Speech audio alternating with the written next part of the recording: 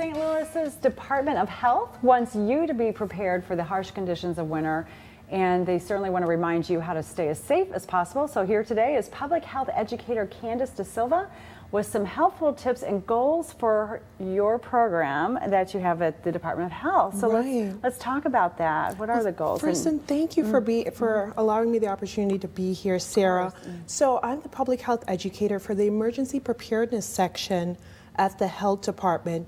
And the goals of the Severe Weather and Community Resiliency program is really to enhance the community's capacity to prepare for, adapt to, and recover from severe weather events like an ice storm as we're approaching these winter months. Right. And we will have one. We certainly we'll will. Have an ice storm or a snowstorm or something that's going to incapacitate us at least for a couple of days. Right. And so the program is really designed to educate and empower residents on actions that they can take to prevent cold-related illnesses as we go into these harsh winter months.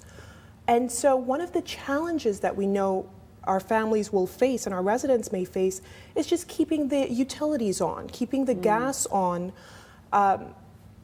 during these winter months. And so one of the partnerships that the Department of Health has fostered is this collaboration with Heat Up St. Louis to offer utility assistance to needy families, to our seniors, and the disabled, because we know that they're the most vulnerable and susceptible to cold-related or weather-related issues and illnesses. So you all partner with Heat Up St. Louis, and what does that partnership mean?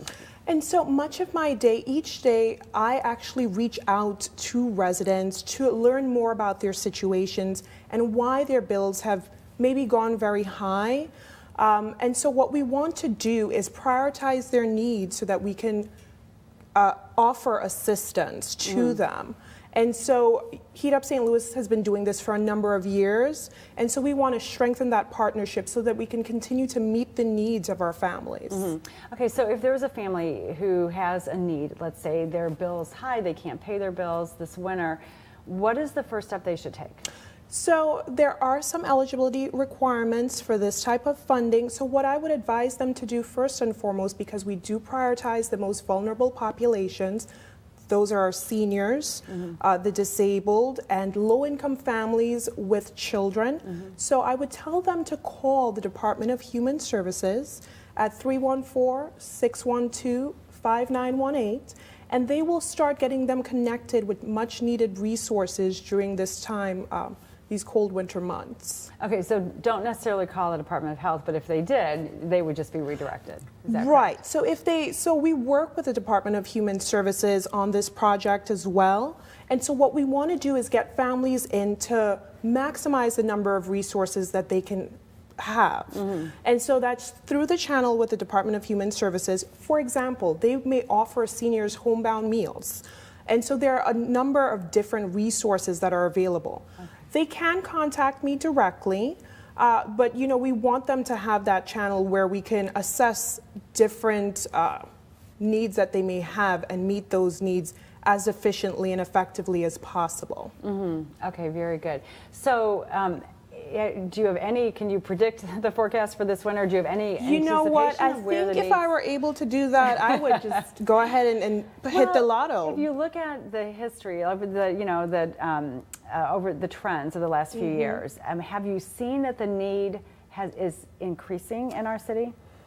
To some extent, yes. What we've seen locally is these severe storms are going to continue, and they're going to increase in intensity and frequency.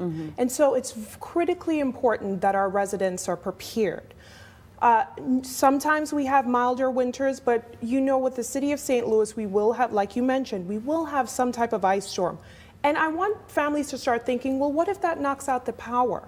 See, what do we do? There are certain action steps, simple steps that families can start taking, that our residents could start thinking about. All right. And we're going to take a break right now, but when we come back, let's start with that, because we do want to know what those tips are so we can be ready, because it's only November, but December's right around the corner. It'll be upon us before we know it. So we'll have more on winter preparedness and some tips for you with the City of St. Louis Department of Health after this. Stay with us for more STL Live.